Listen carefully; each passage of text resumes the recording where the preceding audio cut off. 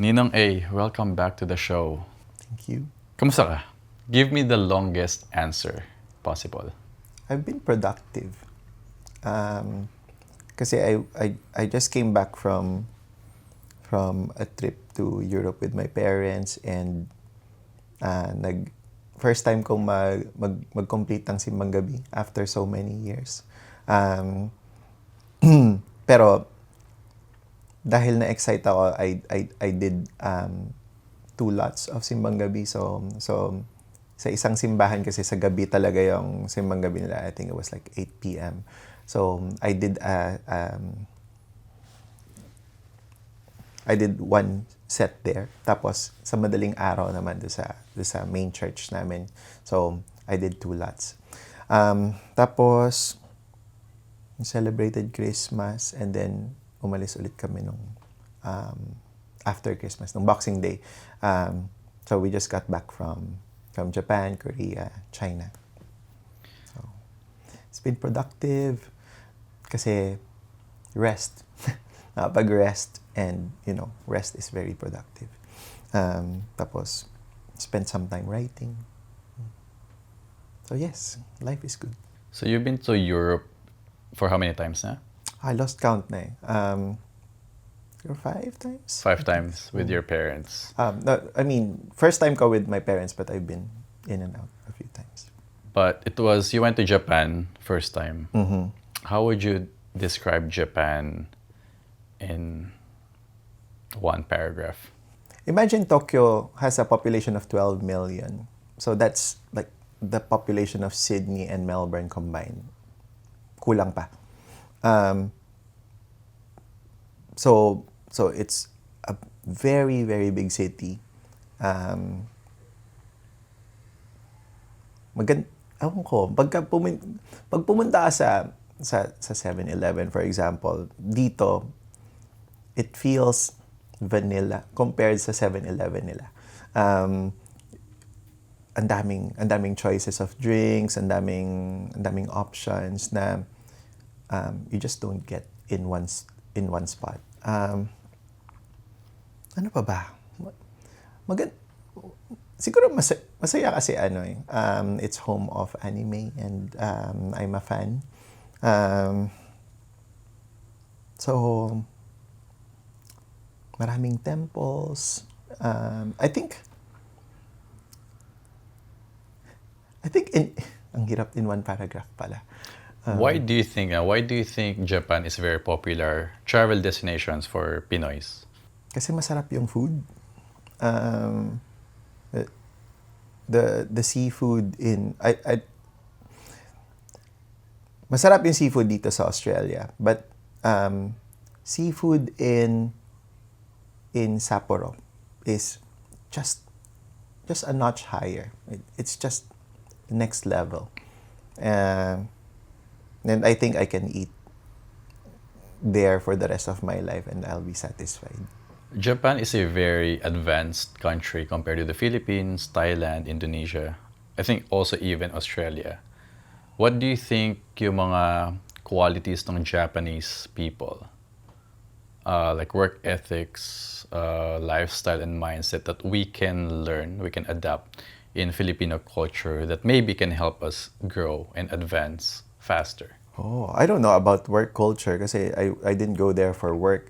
Pero they're just a polite society. Now, I don't know if because Philippines, the Filipinos are a very polite people as well.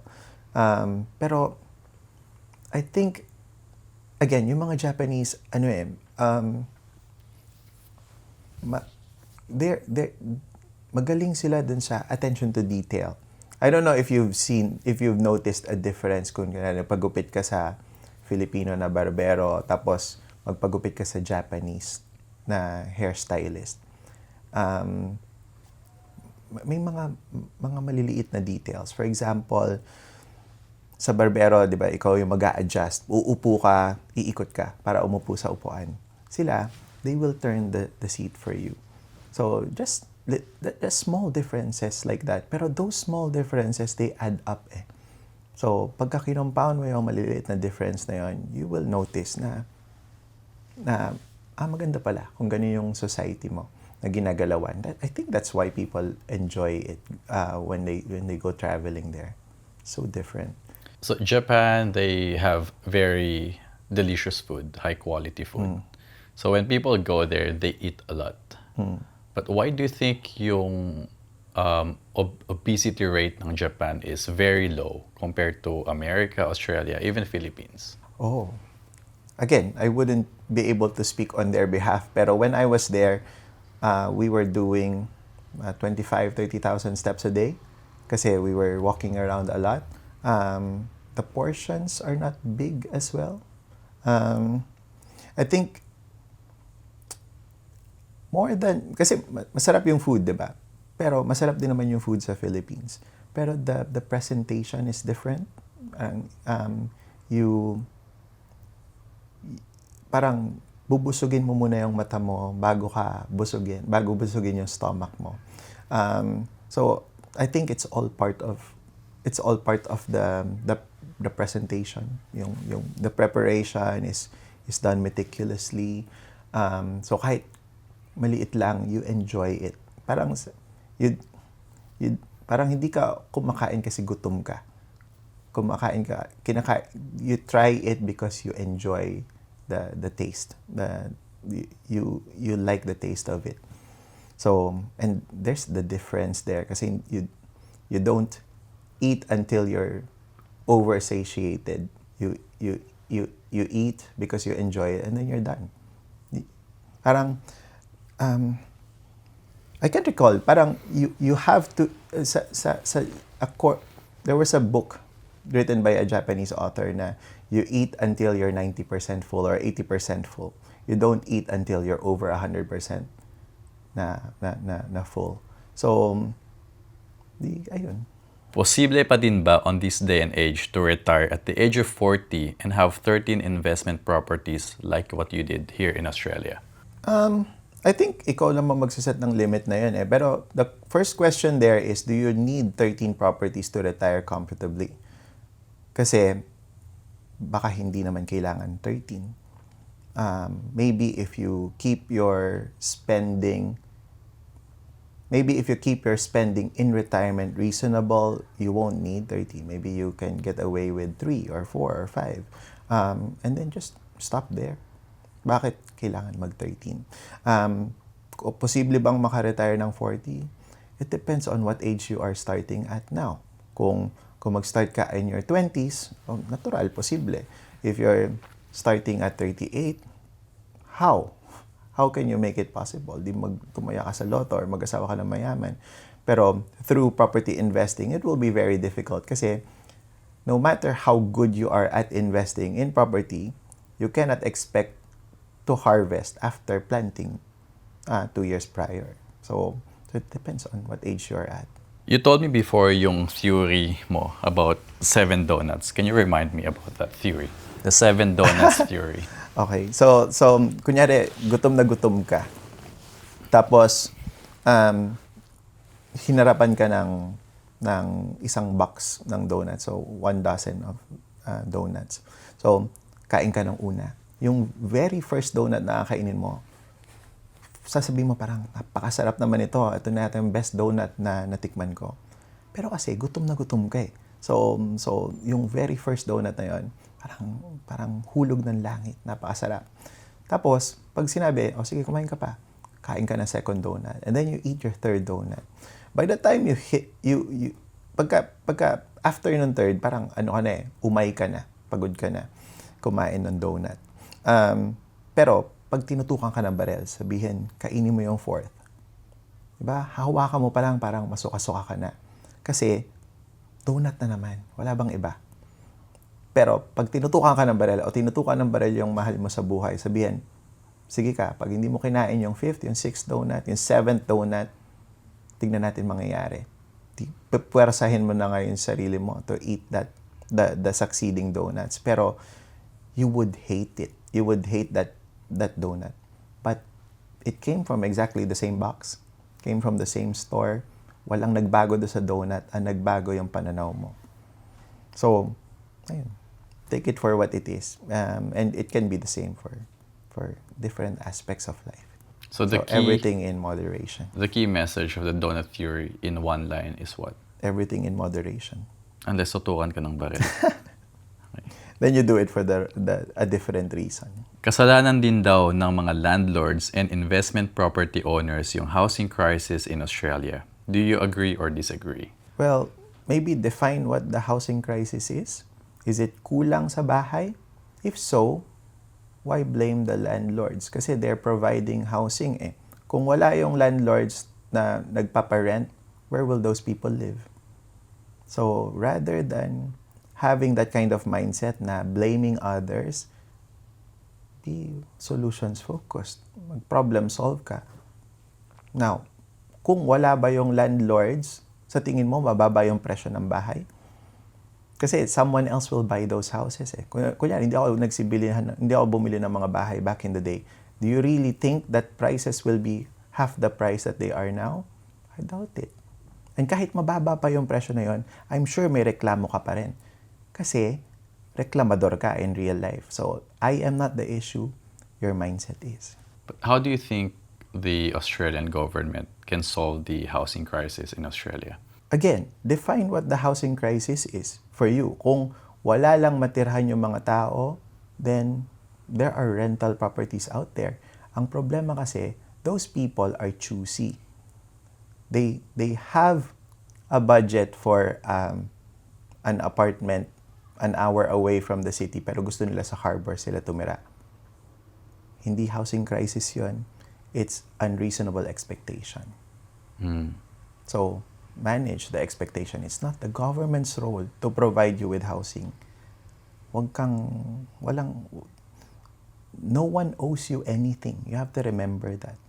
Ano yung pinakamalaking kasinungalingan people believe about achieving financial freedom? Pinakamalaking kasinungalingan. Siguro I don't know if it's a lie, pero there are people who believe na pag na-solve na nila yung money problems that all their problems disappear. Pero the reality is, if you solve the money problems, all your money problems disappear. Pero hindi, there's more to life than money problems eh. So you still have other issues. May mga kalusugan, relationships, you have your physical problems, aging still happens, so you still have issues. Maybe it's less confronting at the moment kasi nga ang focus ng tao is in the money. Pero once ma-solve mo yon, there are still other problems out there. So hindi siya natatapos. Unfortunately, that's life, 'di ba? Ang habang may buhay, may problema. If you're not going through a problem, you're going through a crisis. Parang I think the pattern is like you go through 7 problems and then you have 1 crisis. Tapos 7 problems ulit. That's 1 crisis. There's no such thing as life that is devoid of problems or a crisis. So, now you solved the money problem. What are the common problems people who achieve financial freedom? Because you're now surrounded with other investors. Yeah. Ano yung mga naririnig mo or you personally experience common problems? Daily problems up to major problems? Siguro more of an irritation na there are people in their lives na nakapaligid sa kanila na who feel entitled to the wealth that they've accumulated. And hindi siya ganun kalaking problema kasi you can always say no. Pero, di ba, it's hard to say no sometimes kasi you have that guilty feeling na baka nagiging makasarili na ako or ganyan. But there's a difference between setting strong boundaries and being selfish. So, I think that's the main, I wouldn't say a problem, it's main irritation that I've noticed. Yung mga tao sa Pilipinas na wala namang inambag nung naghihirap ka, pero ngayon, they feel entitled na balatuhan sila or maambunan sila nung pinaghirapan mo. Speaking of entitlement, ano yung 3 things na naiirita ka na ginagawa ng lower class people? I don't know. Ano sa tingin mo? What do you mean? Give me an example. Ba't ako nilagay mo on the spot? Yung, masyadong brand conscious. Mhm. When you, pag nakita ka nila, lahat ng meron ka, tinatanong kung magkano, sa mo binili. Yeah, that's a good example. Kasi nga, parang, it's a reflection. You have to remember, people's questions is a reflection of what their values are. So kung ang laging tinatanong sa'yo, magkano yung suot mo? Parang, kunyari, the brand that I'm wearing today, magkano yung suot mo? Ang ganda-ganda. Parang, do you really need to know? Again, it's not a problem for me kasi it doesn't happen often. Pero when it does, parang, you know that we're not friends kasi hindi ko my circle won't ask questions like that. It's nakakairita lang. It's not a problem or anything. Ano ba bang isa? Anong example? Siguro, Do you find it irritating na when you hang out with other people kasi they know you solve the money problem? You achieve financial freedom. So when you go out on dinners with them, they see you as a wallet na they don't offer anymore. well, the wrong sort does that. The wrong sort of people do that. But the people that I mentor, you would be surprised kasi they make sure that hindi ako yung magbabayad. And how do they do that? They prepay. They go to the bathroom in the middle of lunch and pay for it. So didiskartehan talaga nila yon. Now, the right sort of people will pay for meals kasi they know that they get value out of your time with them. And I appreciate that a lot. Unfortunately, occasionally, makakasalamuha ka ng gano'n na magpapalibre kasi nakakaangat ka sa kanila and things like that. Pero ganun talaga eh. Hindi mo naman maiiwasan yung mga ganung tao. Well, you can avoid them. Pero you won't know until after bayaran na bago magkakaalaman. Ano yung diskarte mo dun sa mga friends or relatives na lagi nangungutang? Nagpapautang ka ba? Do you say no? Do you just give them something? How do you do it? Kasi dati pa lang natigil na 'yon eh. I think nung nagsisimula pa lang ako, I put an end to all of that. So nasanay na yung mga kamag-anak na hindi not to reach out to me. Na or if they do reach out, it's to ask how. Hindi na can you solve my problem? And there's a difference, 'di ba? So hindi na pahingi. Like here's my problem. Can you Yeah. please help me how I can solve this? So Wow. and pag if you learn how to do that with your family back home o mga pinsan-pinsan, then you're enabling them to be problem solvers themselves. You're teaching them how to fish. You're teaching them how to wag na mautang again. Yeah, to be in a position na hindi na nila kailangan mangutang. How can you achieve financial freedom when you're working paycheck to paycheck? Everyone started as paycheck to paycheck. Wala naman tayong choice eh. Hindi ka naman pinanganak na mayaman. Hindi ka naman pinanganak na sobrang gwapo na pwede ka mag-asawa ng mayaman. 'Di ba? So we don't have a choice but use your employment as a stepping stone. Paano? Do you leverage it? So hanap ka ng pinakamagandang trabaho that you can trade your time for as much money as possible. It could be mag-postgrad ka or at the start, mag-take on ka ng second job or kung nurse ka sa Pilipinas pero dito hindi ka registered, put yourself in a position maging registered nurse ka. Kung registered nurse ka, working in the hospital, pero alam mo na pagka may mga nurses that are earning twice as you, then go there instead. Ang problema, people are not willing to make those sacrifices. Kunyari nurse ako sa Australia or I work at a cafe and then as in paycheck to paycheck, pagbayad sa akin, bayad rent, maybe school fees, maybe padala sa Pilipinas, and natitira sa akin per month, let's say 300 to 500. How can I get in a position na I'm financially free kung ganun yung status ko? Kung ikaw yun, what will you do with your knowledge right now? Then, una, I would question bakit ang taas ng expenses ko compared to my income. So, either I will increase my salary, find ways to increase my salary. Kasi I did that. No, not working in a cafe, but I used to work as a nurse. So, hindi enough na isang trabaho lang, so I took a second job. Pero, tinaasan ko ng gusto yung savings rate ko. So, yung main job ko was just purely for savings. Yung second job, yun yung panggastos ko ng bills. Yun yung pang-holiday ko, yung pambili ko ng groceries. So, hindi kasi pwedeng, ito yung these are the cards that I'm given, magmumukmuk na lang ako. Hindi enough eh. Tapos kung kailangan mo magpadala sa Pilipinas, i-question ko rin yun. Bakit ko kailangan magpadala monthly? Bakit ako? Kunyari, para sa mga magulang, and yes, maraming magagalit sa akin dito. Pero, ikaw lang ba yung nag-iisang anak? Tapos kung nag-work ka sa cafe, bakit ikaw ang obligadong magpadala? Paano ko and a way to test that is ask the people na pinapadala mo sa Pilipinas, anong gagawin niyo pag mamatay ako bukas? Saan kayo kukuha ng ng panggastos ninyo? Di ngayon, mag-iisip sila ng solusyon.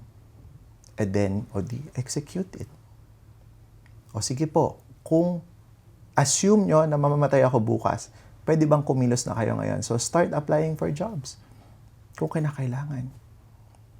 Then, you put yourself in a position where you have the means to get out of the cycle of poverty. But unless you make those drastic moves, walang magbabago. Lalo na kung ito yung situation ko, anong pwede niyong gawin? That's a very defeatist question. Pagka nag-one-on-one tayo in mentoring, yun ang unang sermon. Baguhin mo yung perspective. Hard work alone, kasipagan lang, will give you financial freedom. Agree or disagree? Bitin. Hard work is important, pero hindi lang siya eh. Kasi maraming hardworking eh. Pero maraming hardworking na hanggang ngayon nasa poverty pa rin.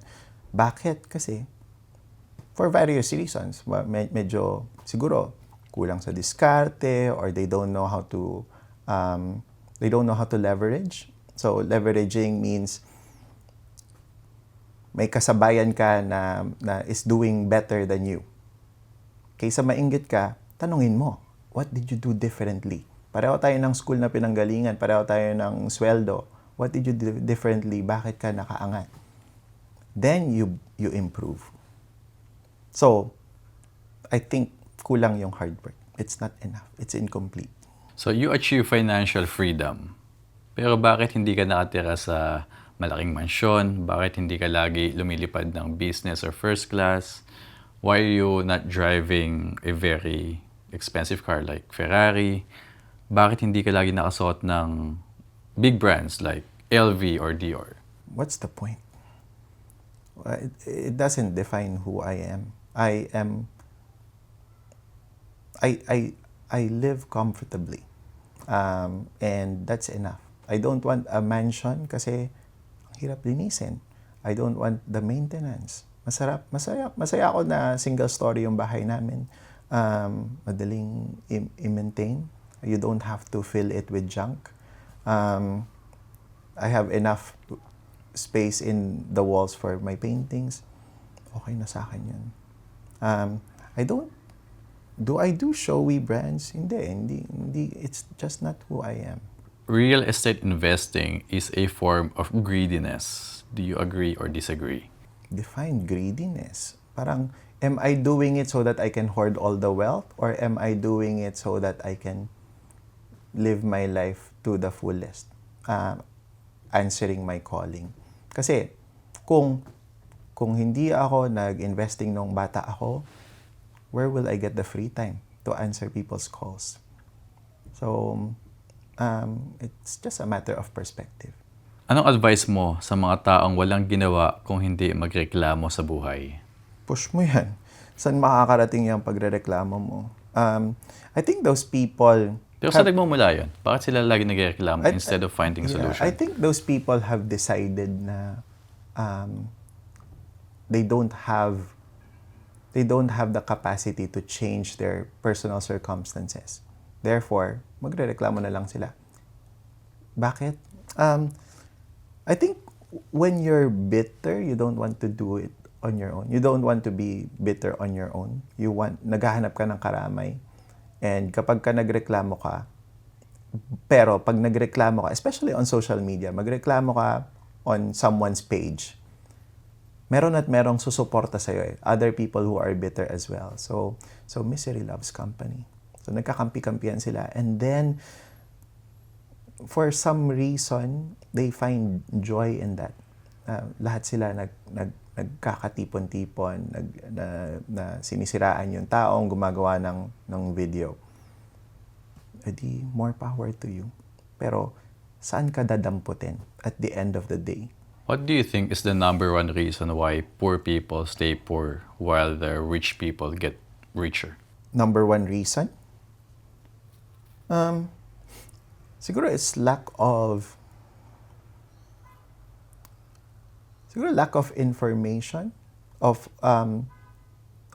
what's possible for you. Akala nila, pinanganak ako mahirap, therefore I should die poor. Pero wala namang rule na ganun eh. Hindi ka pinanganak, yes, lahat tayo pinanganak na from a third world country.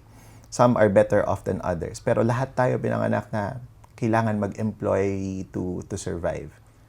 Pero wala namang rule na kasabay ng birth certificate mo na nagsasabing you have to die poor as well. There's no such thing. Nasa sa inyo na yun, di ba? And kung sasabihin mo, imposible yan, o nagawa mo lang yan kasi may pera, may kaya kayo, o di, wala talagang mangyayari sa buhay mo kasi ganun na yung perspective mo eh. Yung perspective mo na parang biktima na ako eh. Kung victim mentality ka, walang pag-aasenso dun. Bakit? Kasi there's no room in your head to ask how. How do I get out of this? The moment you start asking the how questions, life improves. But it's a big shift and most people are not willing to make that big shift. Mas madali kasi mag-complain. Bakit yumayabang yung ibang yumayaman? Kaninong perspective na yumabang sila? Kasi money does not change the person. It just highlights what's already inside. Kung mayabang talaga siya nung bata pa siya o nung mahirap siya, lalo lang siyang yayabang ngayon.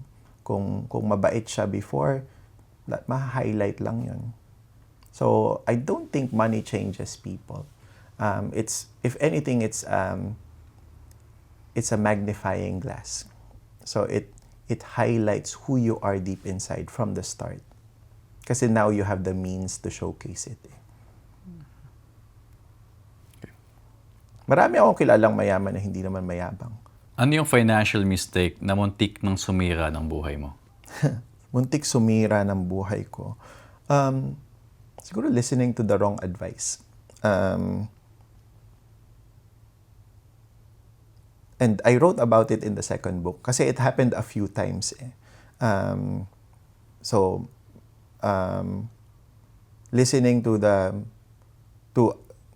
Listening to someone who I thought had my best interest at heart pero hindi pala. Kasi at the end of the day, everyone will look after their own benefit, their own personal benefits first. So, yun yung, I think that's my biggest mistake. Na, in a way, yes, okay, masakit na napagdaanan ko siya, napagdaanan ko siya ilang beses. Pero I'm still grateful kasi, despite going through those mistakes, I still did well in life. And now, I'm in a position to teach others na, pag iniwasan mo yung mga ganyan, mapapabilis yung investing journey ninyo. I came across this mindset. I think I was listening to a podcast the other night na yung pagiging grateful, having that grateful mindset. Kunyari, someone, nagka-cancer sila. So, cancer is a terrible thing, but their mindset is, ganito pala feeling ng may cancer. Not many people get to experience this. So, if I survive this, I'm gonna tell everyone the experience of having a cancer. Kunyari, nasagasaan ka, naputol yung legs mo. na, wow, ganito pala experience na maputulan ng legs. If I survive this, I'm gonna tell people the experience of having no legs, how I can navigate through life without legs. And it's such an eye-opener na sometimes we see challenges na may pagsubok na naman. But there are people out there na they don't experience these challenges.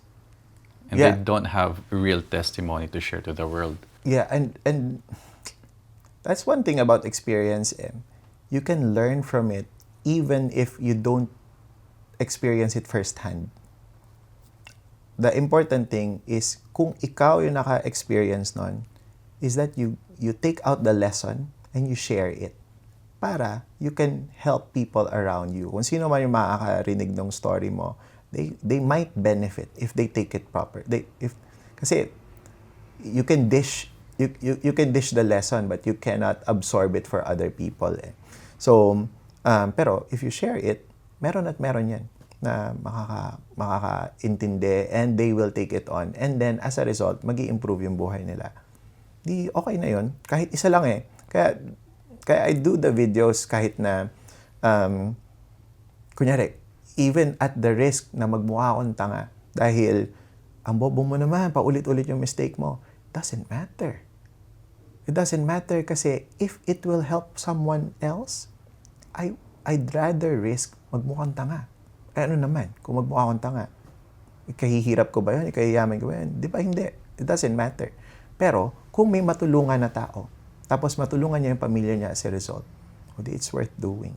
Ano yung pinakamasakit na katotohanan about building wealth that no one talks about? That it will get lonelier. Na malalagas yung ibang circle of friends mo, na they won't be able to relate to you anymore or you to them. Na kasi mahihirapan ka talagang to find your own to find like-minded people.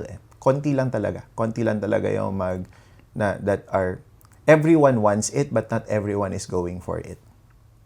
So liliit talaga yung circle of friends mo. Do you feel detached na now you solve the money problem, you're financially free, you're detached with the reality? Whose reality? I think it makes me not as relatable to people who are still in the shackles of poverty. But I don't think that's wrong in any way. So you're detached with your old reality kasi you surpassed that level. Of course, kasi you're no longer the same person. Your experiences change you. You're an upgraded version or a different version of who you were before. And no one, kasi sasabihin ng tao sa'yo, you've changed. Of course I've changed. Alam ka naman wala nagbago sa akin tumanda na ako ng gusto. Magtaka ka kung wala nagbago sa akin. I'm still the same high school student? Cannot be. Diba? Meron at merong pagbabago yan. Hopefully, it's change for the better. Do you get comments na, Ninong A, hindi mo na ako maintindihan kasi yumaman ka na? I don't think it's got to do with the wealth Hindi kita maintindihan kasi hindi mo maipaliwanag na maayos. That's why I ask probing questions. Kasi hindi tayo uusad kung hindi klaro sa ating dalawa kung ano yung gusto mong marating. Nagigilty ka ba kapag tinataasan mo yung rent kahit alam mo ang hirap na magbayad ng renta yung mga tenant mo? I don't operate a charity. The investments, you have to treat it as a business.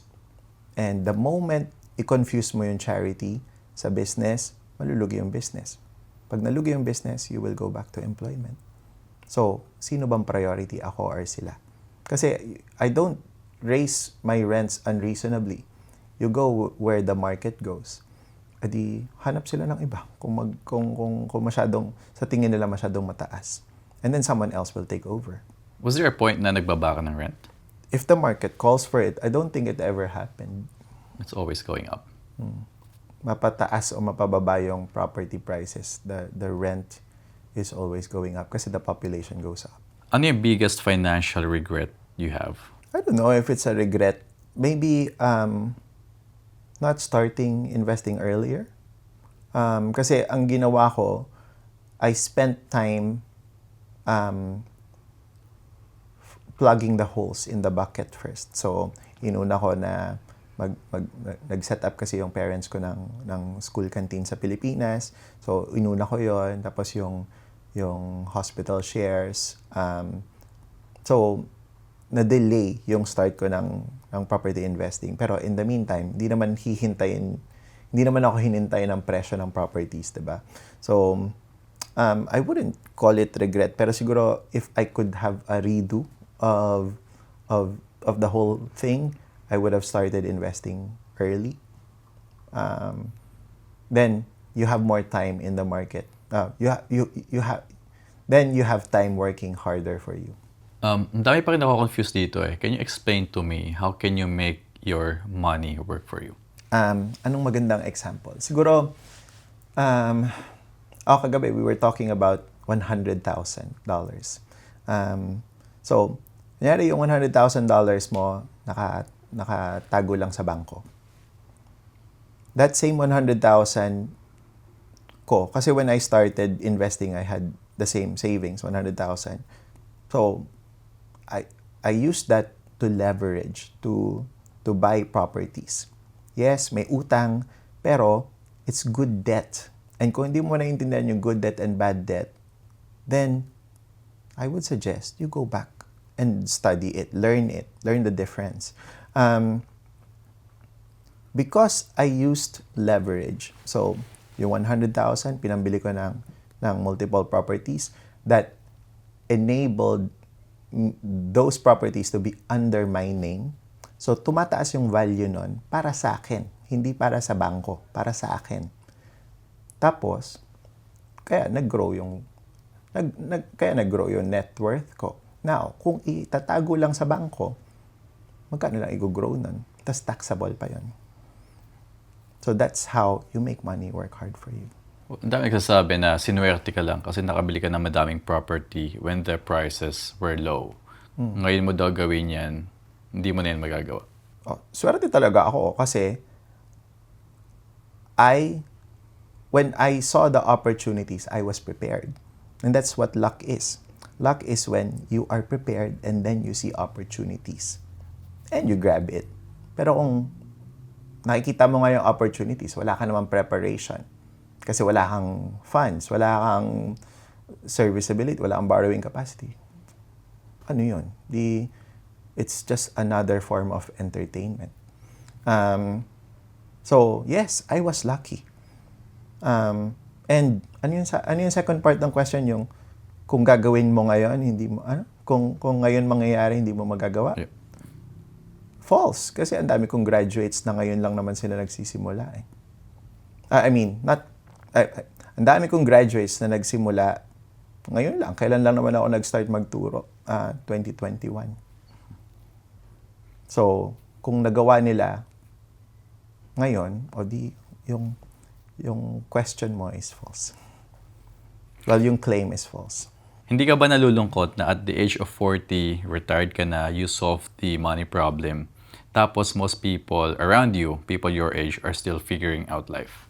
There's a meditation by Saint Ignatius of Loyola. And one of the sections there is, when will you start running in search of hollow meaning? Let His love feed the hunger in your soul till it overflows with joy.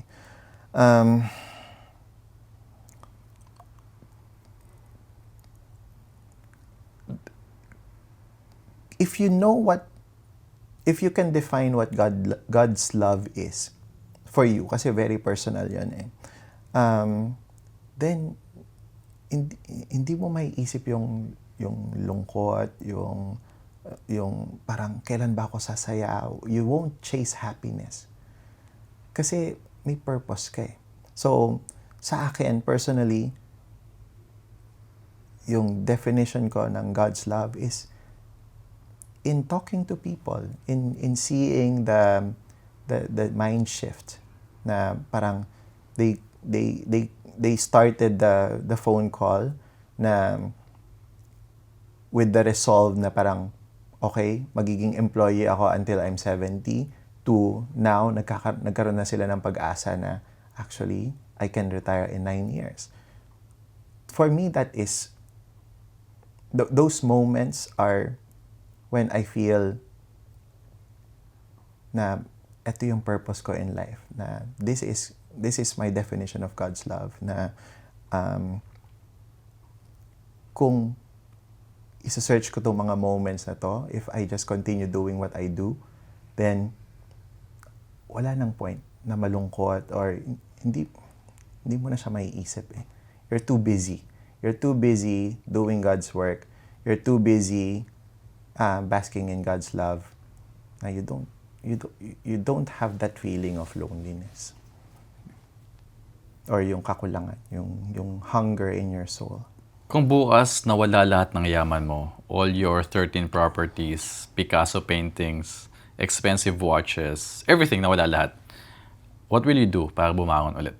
Step 1. Nandito pa rin yung same cognition, yung utak ko is the same. Same wisdom, same knowledge. Yung How about my contacts? I still have my contacts. contacts, paano walang contacts? You have to go back to employment. Okay. Siguro, then i-renew ko yung registration ko, yung nursing registration ko. That's step 1. And then I'll get on the highest travel nursing contract possible. Kahit nasa in the middle of nowhere yon. Tapos I'll earn $250 a year. Tapos after 3 months, I will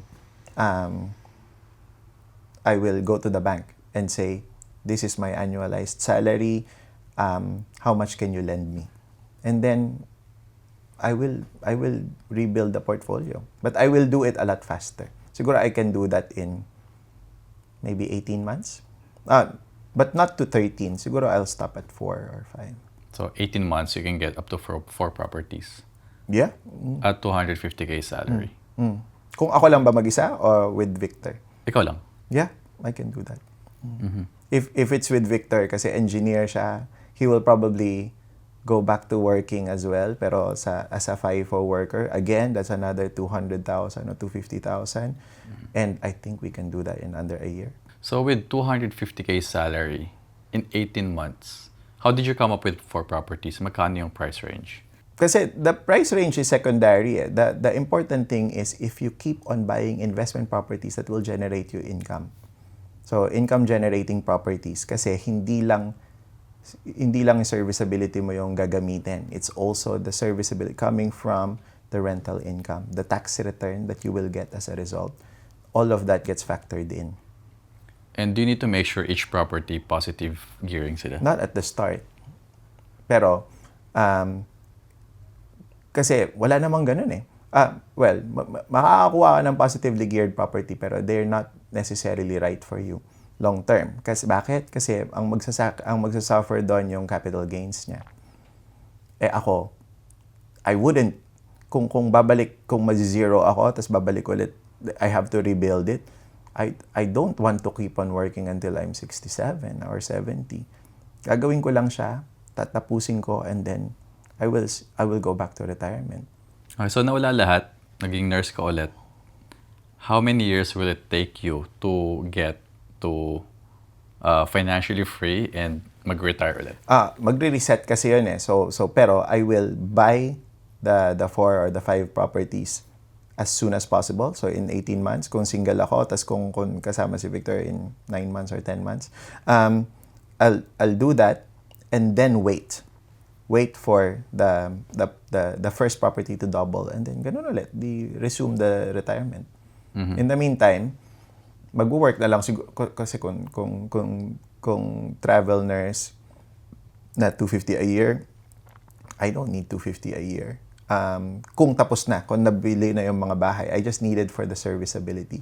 Pero I don't need it for my everyday living. So siguro I'll work 3 months of the year until magdoble yung first purchase ko, yung bagong purchase, and then resume na ng retirement the whole time, na permanent. Tatlong advice you will give your 25-year-old self. 25. Nasaan ba ako ng 25 ako? 2006. Okay. So, kakatapos ko lang na nursing nun. I'd say go. Don't hesitate. Just go to... kasi nung panahon na yun, hindi ko pa sure kung saan ako pupunta. So, diba, I ended up doing bridging program in New Zealand. Tapos lumipat ako sa Australia. I think I would have just told my younger self to go straight to Australia or to go to New Zealand. It doesn't matter. Get the experience that you need so that you can earn as much income. Kasi at the start, wala ka naman talagang choice, di ba? You have to trade your time for money. Pero not for long. Tapos, get into investing straight away. So yeah, leave the country, leave the Philippines as early as possible para maging trying hard OFW. Second is to put yourself in a position where you can earn as much as yung parang maximum na pwedeng i-earn ng someone in that profession. And then third, use that high income to start investing early. Wag nang mag-hesitate. Don't dilly-dally. Last question, advice to our kababayans na hindi alam yung gagawin sa buhay. From 18 to let's say they're 45 or 50 kasi may ganun, na they're still lost. They haven't figured out life yet. Di nila alam kung mag-aaral ba, magtatrabaho ba, magbi-business, ibang bansa. Siguro understand that that our time, our productive years is limited, and what do you want out of that short period of time? Like, we're only given more or less 4,000 weeks in this world. So, why waste another week? Di umupo ka, alisin mo yung phone mo. I-design mo ano ba yung gusto kong maging buhay. And then, reverse engineer it. If this is the life that I want, let's say in 10 years, how do I get there? Kasi, I cannot tell you what to do kung hindi tayo sure kung ano ba yung gusto mong mangyari sa buhay mo. Ikaw magdi-dictate niyan, hindi naman ako eh. So, sa reverse engineering, dun ka magtatanong ng how questions. And that's where people like me come in. We can help you with the house, pero you have to be clear kung ano mo na yung destination. So you cannot give directions. Unless you're clear. Parang, di ba, think of mentors as your GPS. Kung hindi mo alam kung saan yung gusto mong destination, and you have to be specific, di ba? When you put a destination in your GPS, kailangan yung exact address. You cannot ask the GPS, kakaliwa ba o kanan? Aba, tatanungin ka muna, saan ka ba pupunta? Magbabayad ka ba ng toll? Or mag-freeway ka ba? Maglo-long route ka ba? Or mag-quick route ka ba? Malay ko. Diba? Buti walang kamay yung GPS ko, di nabatukan ka nun. So, bago ka magtanong kung kaninong Poncio Pilato, tanungin mo muna yung sarili mo, ano ba yung gusto kong marating? Kaya ka lost kasi you don't know where your destination is. Ninong A, thanks for your time and thank you again for being on the show. Maraming salamat.